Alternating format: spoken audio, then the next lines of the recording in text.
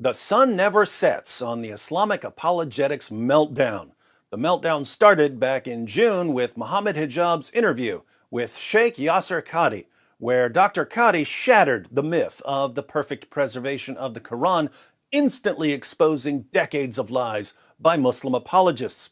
Both Mohammed Hijab and Dr. Qadhi tried to minimize the damage by deleting the interview, but everyone had already downloaded it, so Muslim apologists received a crash course in the Streisand effect, the principle that when people find out you're trying to hide something from them, they suddenly become more interested in what you're trying to hide.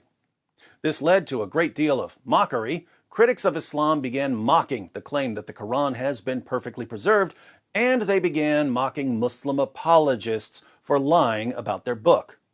As we all know, of course, Islam, that proud spirit, cannot endure to be mocked. Mohammed Hijab went off the rails and started sending us messages about golden showers and all kinds of other perversions he learned about from his online viewing habits and from his prophet. Then he came up with the brilliant idea of posting veiled threats of rape and torture directed towards the wives of critics of Islam. That worked out well. Just ask my good friend Abu Porker, the first of the rightly folded critters. After that, Ali Dawah posted a video announcing that despite decades of Muslim apologists lying about the death penalty for apostasy, just like they were lying about the preservation of the Quran, apostates will indeed be executed when Islam conquers the world through high birth rates. There's a reason why there's a capital punishment, because people like you, little weaklings who leave their religion and cause corruption in the land by spreading it, the capital punishment in Islamic law would be applied to you. We have no doubt, and we're proud of that. Yeah, capital punishment will be applied in an Islamic state. Under an emir, it is done, yes, and we, you know what, we'll be watching.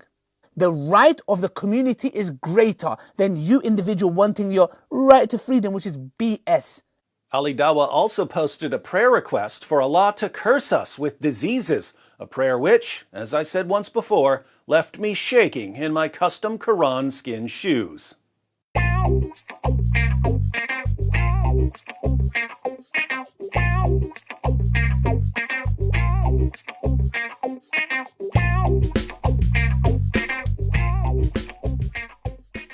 Mohammed Hijab and Ali Dawah and Farid and Adnan Rashid then came together like the Constructicons forming Devastator to try to get critics of Islam banned from Patreon. This led to critics of Islam getting much more financial support, and as we all know, mo money, mo projects.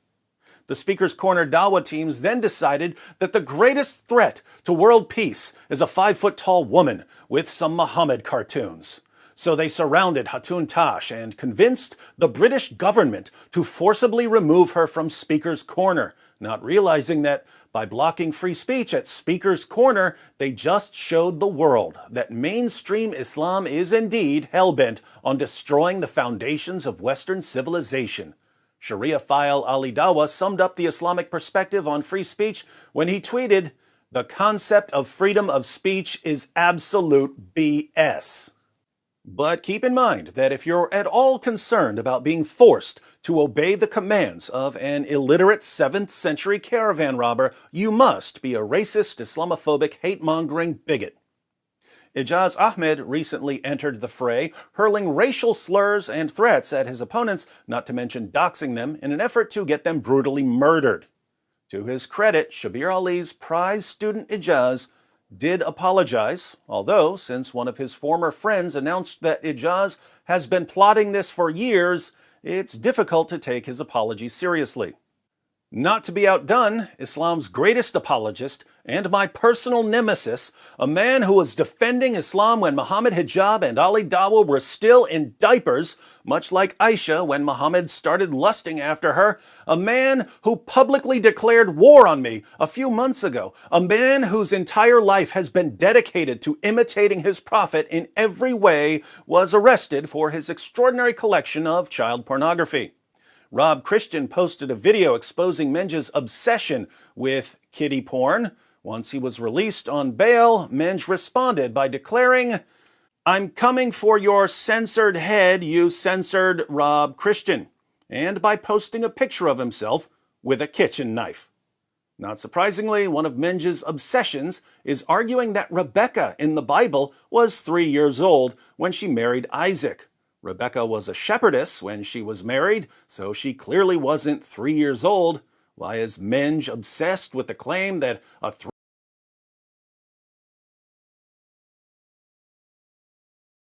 what police found on his computer?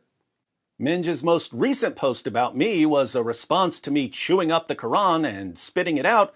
MENJ replied that psychopath chews on paper because he's a goat. Well, I wouldn't be the first goat to chew on the Quran, would I, MENJ? Apart from that, I do have to correct you. I'm not a goat. I'm the goat, and you should write it like this next time. Much like Aisha when your prophet climbed on top of her, you're missing a few periods. So, in the past few months, the Muslim apologists who've spent years lying about the preservation of their book, lying about the Islamic view of our rights, lying about the penalty for apostasy, and lying about the Islamic view of women, suddenly began admitting that the Quran has been corrupted, that apostates will be executed, and that Islam aims to destroy Western civilization.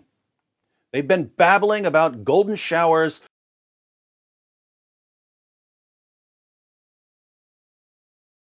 removed from Speaker's Corner, trying to get us deplatformed, using racial slurs, threatening us, doxing us, and of course, vigorously masturbating to child pornography. Why do we mock their religion? Because Muslim apologists lose their minds when we mock their religion, and when they lose their minds, they start admitting things about their religion that they would never admit when they're calm enough to lie. At this point, you might be wondering, if Muslim apologists are doing such an awesome job exposing and destroying their own ideology, what's the point of non-Muslims criticizing Islam? Well, the Bible commands us to love our enemies. The Bible says if your enemy is hungry, feed him. If your enemy is thirsty, give him something to drink. The same principle applies here. If someone who counts you as an enemy is destroying his own ideology, help him destroy it. So I say to Sheikh Yasir Qadhi and Mohammed Hijab and Ali Dawah and Farid and Adnan and Ijaz and MENJ, I'm here for you guys. Take my hand and let's expose history's most obvious false prophet together. Helping you is the least I can do, since you're basically signing my paychecks.